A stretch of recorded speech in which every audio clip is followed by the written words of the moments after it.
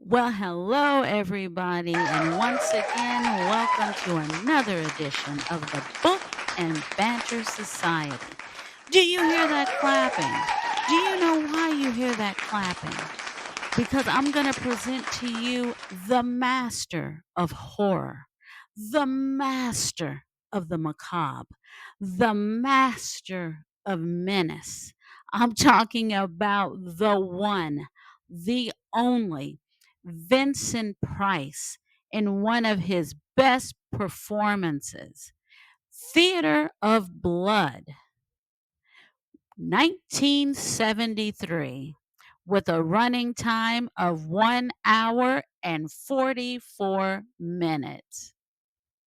And before we get started, I'd like to do a disclaimer.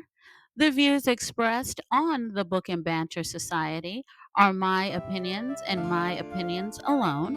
I am not a professional movie critic. I am just a person that loves movies and I like to share them with you. And sometimes in these movies, you may find something that may trigger you. It could be dialogue, what's going on in the movie, etc., etc. So I'm just letting you know, and you have been warned. And also, too, spoiler alert. I'm going to talk a lot about this movie. But the one thing I won't give away is the ending. So, yes, I'm going to give away everything else, but the ending, no, no, no. So, all right, you guys, popcorn, you got your sodas, adult beverage, water, whatever you got. All right, let's go ahead and get started.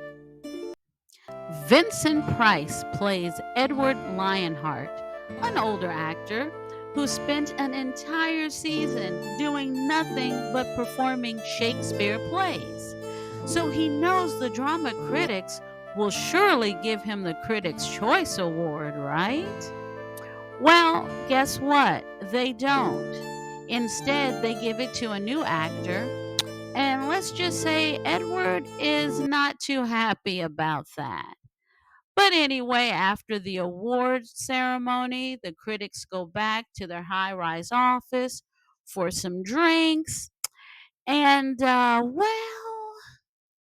as they're laughing and talking, they get a surprise because out of the blue, someone enters the room.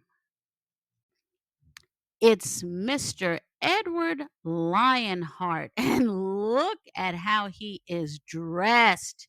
He is dressed to impress. Look at the cape. I mean, talk about dress like a sheer professional. And one of the critics is like, Lionheart, what the hell are you doing here? Lionheart ignores the comment and calmly walks to where the statues are and takes one of them in his hands. And he lets all the critics in the room know that, hey, the whole world knows this award is mine. It is my right. Then he looks at the entire room of critics and he tells them, you embarrass me not only in front of the public, but you embarrass me in front of my peers. For 30 years, I have been top notch. And this season of Shakespeare was one of my best. And look at this guy right here. This guy, he whispers, the man is insane. And this lady right here whispers, I think he's drunk. Uh-oh. Don't know if Lionheart heard her or not, but he looks at her. It's like, uh-oh. Then he slowly starts walking over to her and he just says, not only to her, but to the room in general, how dare you give the award to a boy who can barely act and who gave an incomprehensible performance. And he keeps going on and on. And he's like, This award is mine. And then someone else enters the room that surprises everybody, including Lionheart. It's his daughter Edwina. And she's telling him, "Come on, father, let's go." Basically, these critics, they don't care about you. You're talking and talking to them. It's all in vain. Let's go. So Lionheart looks at his daughter and he's like, "Edwina," very dramatic. And he's kind of like, I guess you would say, maybe a little embarrassed and a little brokenhearted at the same time. And he says, "What have I done?" And so he turns and then he just starts walking outside onto the terrace. And the critics are looking at him like, "Okay, what's going on here?" Look at them laughing at him, just having a good time. And one of them even says, "Whoa, it looks like we got the whole family here." And it's like, wow. And it is cold outside because this is England. So look at Lionheart's hair. It's just whipping in the wind and it's cold. And as you can see, the windows are huge. And so they continue to laugh. And what they're doing is every time he walks past a window, they open it up so they can, look at him and make mockery like, "Oh my God, look at him. What is he doing out there?" So Lionheart's daughter tries to talk to him, but he's kind of in the zone. So he's still quoting Shakespeare. And then all of a sudden he's like, "Farewell, life." So Edwina just lets out this scream of horror because Lionheart, he jumps and he falls right into the water. So the next thing you know, a group of people, I don't know what you would call them, vagrants, I don't know. Some of them have an alcohol problem, it looks like. I don't know what you would call them. But anyway, they see his body floating in the water, and so they pull him out. And look, it looks like Edward has survived, right? He's on stage again in full form. Well, sort of. Well, as you can see, his audience is just a little uncouth. Okay. Yeah, the theaters, it's yeah, it's a little rough there. So yeah, so he has his fans, which are the group of, I don't know what you would call them, vagabonds, I guess, who pulled him out the water. So these now are his biggest fans. Okay, folks, do you think Edward is just gonna ride off into the sunset? Oh, no, no, no. He's looking for revenge. That's right. Like that Drake song. Oh my God, I'm so corny. And I'm gonna regret this recording. Well, Edward, being the Shakespearean actor that he is, when he takes his revenge, he's gonna do it in a very interesting way. Each critic is going to go down one by one, but he's going to do it Shakespeare style. That's right, folks. They're going to go down one by one, each of them based on a Shakespeare play. Okay, well, all that drama happened 2 years prior. So now it is 2 years later from all of that. Lionheart, he tried to end it all by jumping, and he jumped and he was pulled out of the water. And now he's trying to get his little Shakespearean thing going on again with, I guess you would say, with a very unusual new crop of fans. And not only that, it looks like the critics, they have moved on as well. And for them, it's business as usual. So here they are. They're getting ready to gather around the table because they're going to take a vote on who is the best actor for this season. But the only little hitch, I guess you would say, right now is one of the members of the group. Well, they're missing, they're running late. So that gentleman seated right there in the middle is the head of all of these critics. And they're trying to decide, since one of the critics is late, should they vote without him? So they're like, should we? Should we not? So, you guys, let's see, where is that missing critic? Where, oh, where could he be? So here is Maxwell. That is who they are waiting on. Well, what happened is Maxwell, he gets a call at home, and it turns out that he's some kind of on the board of the tenement society or something like that. So he gets a call from a policeman, and the policeman tells him, you know what? There are some squatters at one of these tenements, and, can you handle it? And he's like, oh, I feel I'm not equipped. Like, to handle them. But I mean, if you think I'm the only one that can handle it, okay.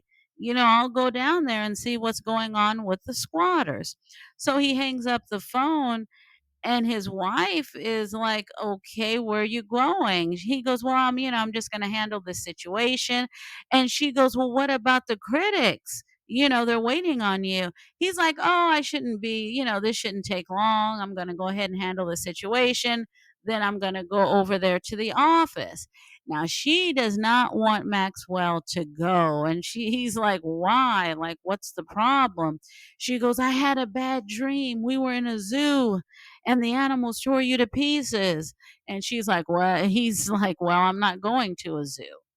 And she goes, "But it's in your horoscope. This is not good." He's like, "Thanks, dear, but I'm going anyway." So if you look at the picture at the top, you'll see two policemen. They're guiding Maxwell to where the, I guess, quote unquote, vagrants are. And you can see at the bottom, that's where they all are. I guess, I don't know, maybe there's about 15 of them. And Maxwell, he kind of has like an umbrella. So he's like poking at him, like, okay, get out of here, get up. And they're kind of moving around, kind of lazy, kind of slowly. But guess what? As they all start standing up, they all kind of begin walking towards Maxwell. And he starts looking a little uncomfortable. And then he notices just about all of them have a sharp object in their hand. As a matter of fact, one of the guys takes his alcohol bottle and breaks it and just slowly starts walking towards Maxwell. And Maxwell is calling on the policeman, like, come on, you have to help me, help me. Well, as you can see, things don't quite work out for him. And as he is taking his last breath, he looks up and he sees Edward Lionheart. And he looks at Edward and he's like, I thought you were dead. And Edward Lionheart says, Oh no, I'm not dead. It is you who are dead. And there you go. So now we have the critics, they've decided to wait on Maxwell. Then, before you know it, the secretary rushes in and they're like, "What? What is it?" They go, "It's Maxwell, George Maxwell. He's been murdered." And the critics are like, "What? What are you talking about?" And she goes, "Yes, he's been hacked to pieces." And they are just in utter shock. So now we have Devlin, who is the head of the critics. He goes down to the crime scene to look at the body, and the detective is telling him, "Are you sure you want to see it?" Devlin's like, "Well, a report's going to have to be made, so I'm going to have to." So he shows him, the body. And Devlin's like, "My God, what happened?" And the detective goes, "I know. I haven't seen anything like this in my 20 years on the force." The detective tells him it looks like various objects were used and looks like this was done by about 12 to 15 different people. And so while they're kind of looking around also at the crime scene, something catches Devlin's attention, and look what it is. It's an old poster of Edwin Lionheart. The detective says, "Oh, yes, I saw him once, and well, let's just say he was a very vigorous actor." And then Devlin goes, "Well, that's a good description." And then the detective says, "Oh, it looks like you didn't like him." And Devlin says straight out, "No, I didn't." And Devlin adds, "Basically, I could never write anything good about him." And after a while, you start resenting an actor when you always have to give them bad reviews. Whoa, talk about mean. And the detective just kind of shrugs, like, "Okay." So, all right, folks, that is one critic down. And that play uh, was based on Julius Caesar by William Shakespeare. So, demise number one. So now we are at the service for the critic George Maxwell, who we know has met his demise. But sometimes, even at a funeral service, some strange things can happen. And something strange does happen, as you can see the shock and awe on their faces. Yes, you guys, another critic has met their demise. So that is critic number two. So now you see the detective or inspector. He's at the funeral service because he's there just to see if, he can gather some clues, maybe get some information, but he did not expect another mourner to show up. But that mourner turns around and becomes victim number two. So, yep. So, like I said, victim number two has met their demise. And so the inspector is talking to Devlin away from everybody else, like, "My God, what is going on here? Who hates you guys so much?" And Devlin, he's kind of smooth and cool about it. He was like, "Hey, critics, we're going to have enemies, and that's just a part of the job. Let's just call it an occupational hazard." It's like, whoa, Devlin.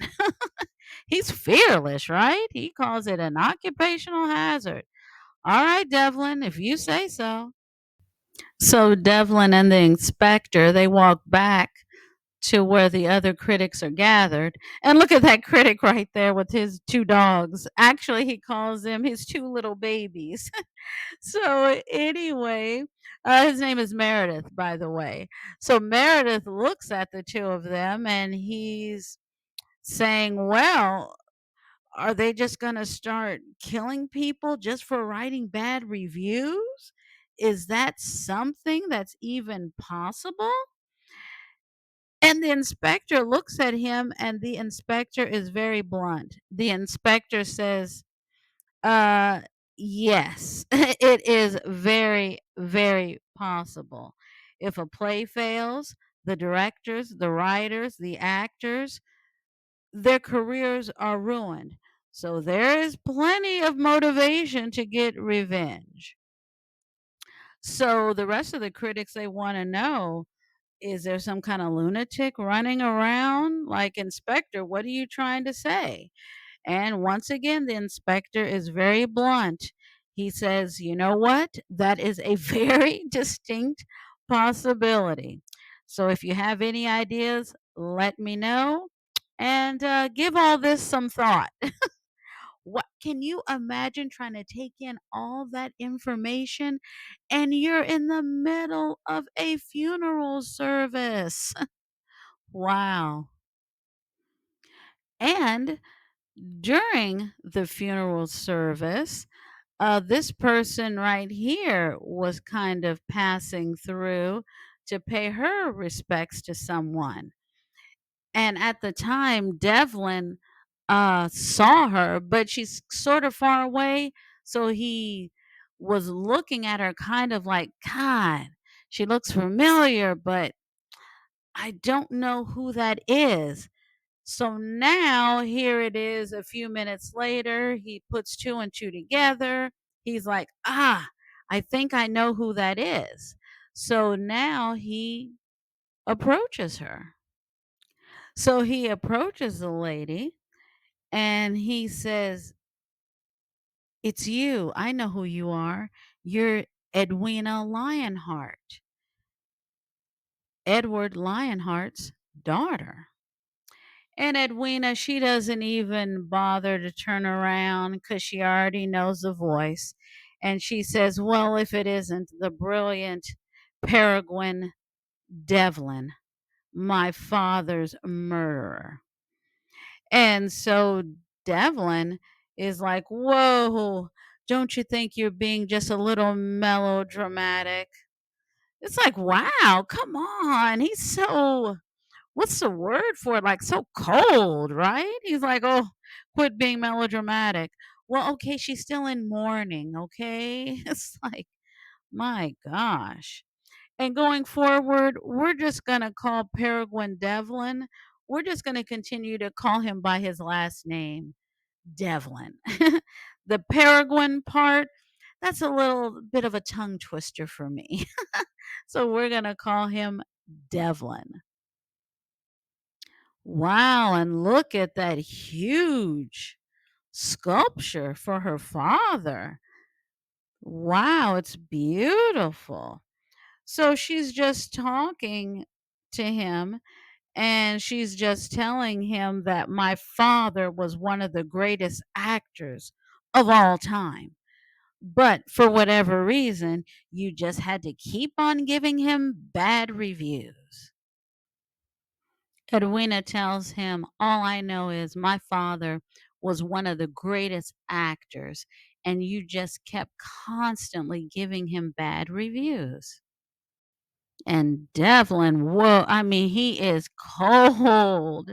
In so many words, he's like, "Look, I'm sorry, but your dad was just too much into Shakespeare. A real great actor knows how to play roles in both the past and the present. And one of the reasons why I attacked your father so much and gave him bad reviews is because I thought maybe that would get him into the present day and quit looking backwards." Wow. Oh, can you imagine? And look at him. Ooh, wow. He is a piece of work, isn't he? Edwina looks up at him and she's basically like, "Look, what do you want from me? Are you trying to get some information on my father so you can try to trash his name even in death?" And Devlin, his attitude is like, "Well, they never did find your father's body." And she's like, "Seriously?" She tells him, "You know what? My father is under this granite. Trust and believe he's there. But, Devlin, have no fear. He hasn't come back to haunt you, if that's what you're thinking." And then she just storms off. Wow. I mean, all this drama happening in a cemetery, okay? You're there for a funeral service. Then the next thing you know, someone meets their demise at the cemetery. Then you see somebody that vaguely looks familiar to you, and it happens to be Edwina Lionheart. All this is happening right in one place, all of it probably in less than an hour. Woo, my head is spinning. So now it's a short time later.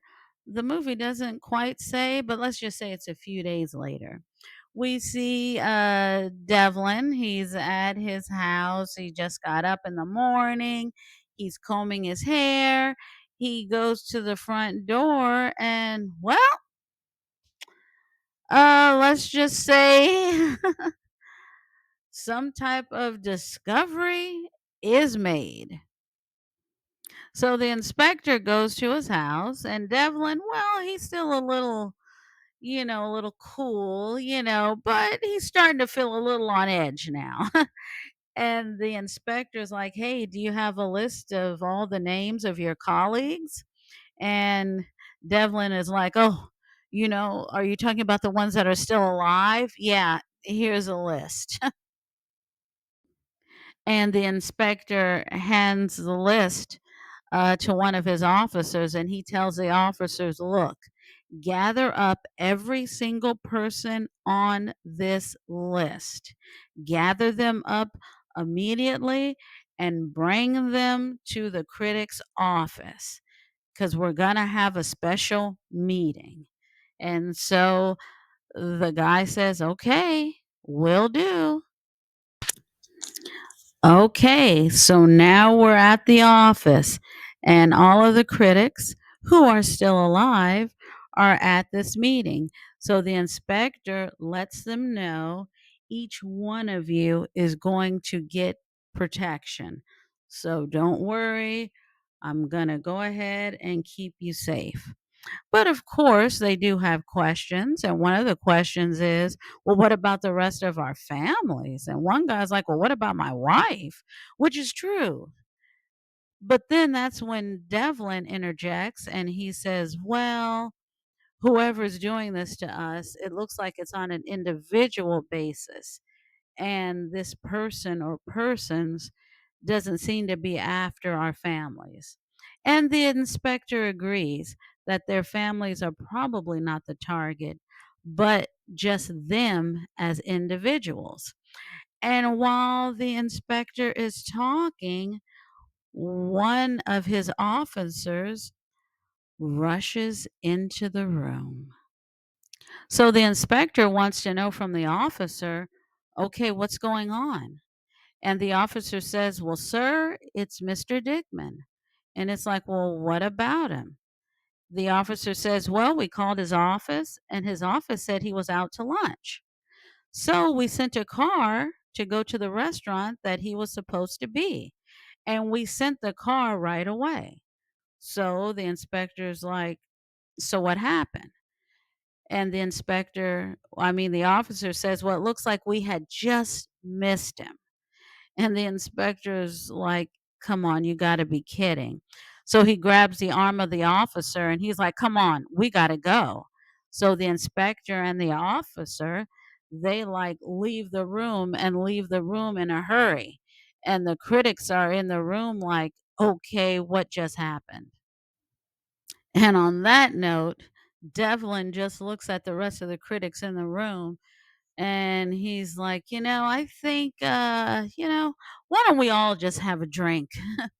So now his nerves are, he's on edge now. Okay, so you kind of get the picture now where people are taken out one by one.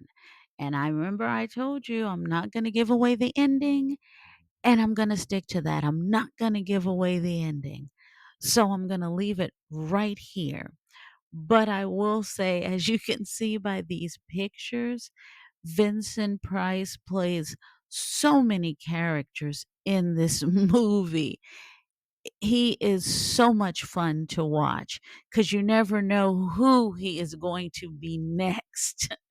And when I say there are some surprises, there are some surprises. You got to take a look at this.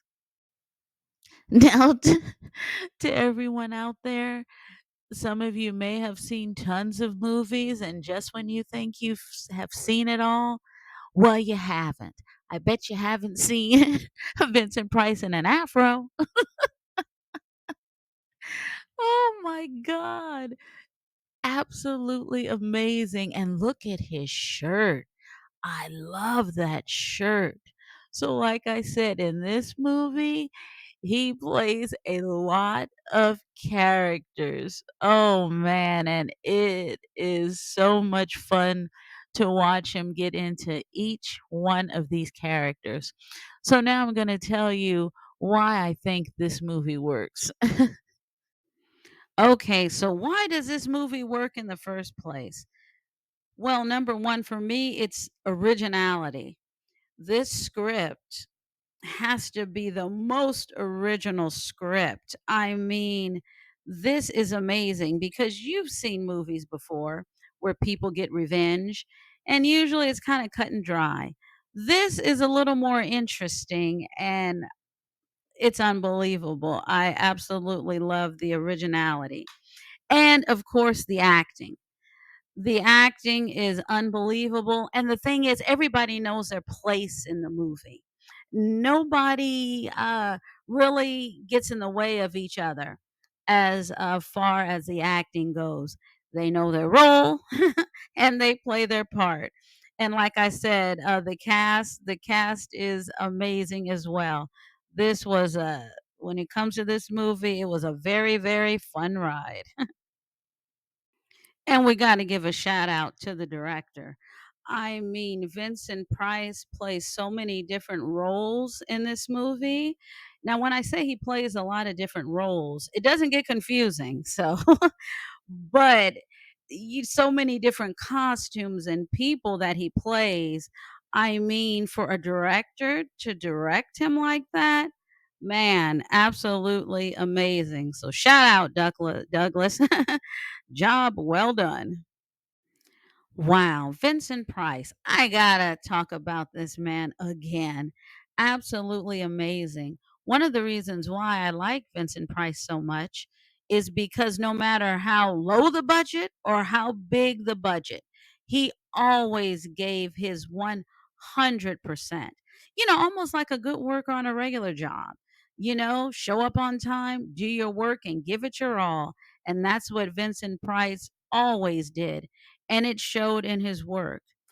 And I was very happy to find out that he was a good father. Because you know how with some of these actors, it's like, well, you know what I'm saying? But it looks like he was a good father, and also in his spare time, he loved to cook. And there's some Vincent Price cookbooks floating around, and also on YouTube. There's some videos out there of him cooking as well. And not only that, in California, there is the Vincent Price Art Museum. Now, it's not horror or anything like that. Vincent Price, he collected art. So some of the pieces he collected are on display at the Vincent Price Art Museum. So go ahead and check it out. And as you can see by all these pictures, wow, this man lived a very interesting life. I mean, look at that. From the Muppets to being the voice actor on the song Thriller, from The House on Haunted Hill, Edward Scissorhands, just an amazing, amazing actor. And even though he's been gone for quite some time, man, I miss him. I really do. I really enjoyed his acting. But the good thing is, Vincent Price is streaming. I can look at him at any time on my TV, and you can as well. Diana Rigg. Now, Diana was a very famous English actress whose acting spanned decades. She did film, television, and theater. She performed with the Royal Shakespearean Company between 1959 and 1967. And she became very famous when she played secret agent Emma Peel in the very successful British TV series The Avengers. She played that role for 51 episodes, and that was in the 1960s. And in 1969, she played James Bond's wife. Yes, his only wife in the movie On Her Majesty's Secret Service. She won a Tony Award for Best Actress in 1994 and also was a four-time Laurence Olivier Award nominee. And from 1989 all the way up until 2003, she hosted the PBS television series Mystery. And guess who was the host before her? None other than Vincent Price. And she also received the Commander of the Order of the British Empire in 1988. And in 1984, she became Dame Commander of the Order of the British Empire. And you may or may not be familiar with these awards.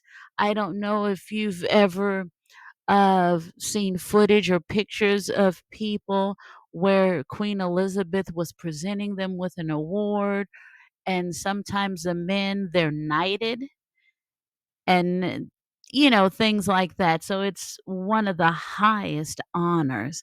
I guess you would say maybe it's almost like the equivalent to what we have, the Medal of Freedom that the president presents. I guess you could say they're similar. And also, if you've ever watched the hit HBO series Game of Thrones, well, guess what? You saw Diana. She had a reoccurring role in the third season. And her final performance was in the British horror film Last Night in Soho. And Diana passed away at her daughter's home in London at the age of 82 on September the 10th, 2020, and she died of lung cancer. Well, Diana, she may be gone, but as you can see by these pictures, like I said, her career spanned decades.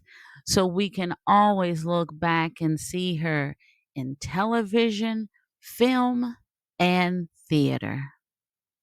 And she did an amazing job in this movie. And of course, we got to give credit to the writers, of course. Anthony, Stanley, John, and of course, William Shakespeare himself. And when it comes to the acting in this movie, besides Vincent and Diana, I also encourage you to check out the other actors and actresses that performed in this film. You may have seen them before. I know the actor that played Meredith Meridew, the actor Robert Morley. And I've seen him before. He was a pretty famous British actor. So check him out as well. And also, too, Diana Dors is in this movie. She has a brief cameo. Now, if you're not familiar with Diana Dors, how would I describe Diana Dors? She was kind of like the quote unquote Marilyn Monroe of Britain. So go ahead and check her out and just check all of them out. And let me know what you find because I love movie trivia. Well, before I go, let me give you three short pieces of movie trivia. The first, you see this black and white picture right here? This theater was used in this movie. It was built originally in 1906, and at the time of filming, oh my God, this movie theater unfortunately was dilapidated, run down, and it had been boarded up for almost 14 years. Can you believe that? So, with filming of this movie, when they were filming inside this theater, they only changed three things. They added a chandelier and they added a stage because I guess the original stage was already rotted out. So they added a stage for Vincent, to stand on. And not only that, they added some theater seats. Gosh, a matter of fact, I think did they add 500 theater seats? And I think those theater seats did they cost $50 a piece or something like that? You guys have to look it up. And second of all, there is a real fire. Oh, sorry. Let's go back to the theater. 2 years after filming of this movie, it was demolished, you guys. So, yeah, so this theater no longer exists. All right, and you see this fire right here? There is actually going to be a real fire in this movie. Yes, firefighters were standing guard and a fire truck was standing by. Yes, you're going to see a real fire in this movie. And last but not least, guess what?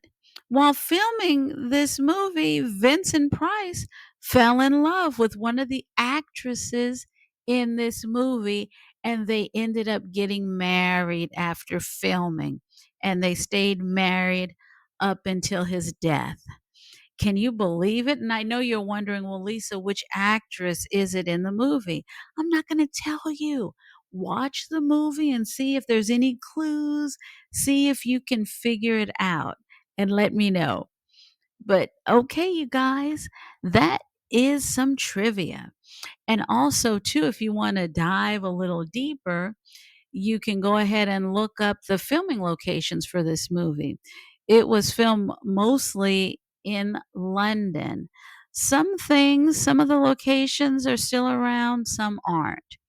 And check out the pictures of the cemetery that's used in this movie. I know it's kind of macabre to say it, but the pictures has to be the prettiest cemetery I've ever seen in my life.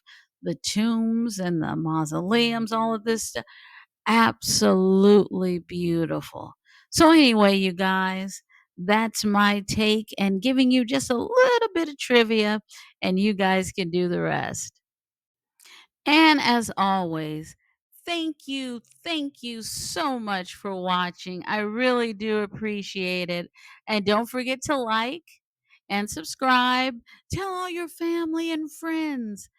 And not only that, check out my book, The Creeping Things and Other Tales of Madness and Mayhem.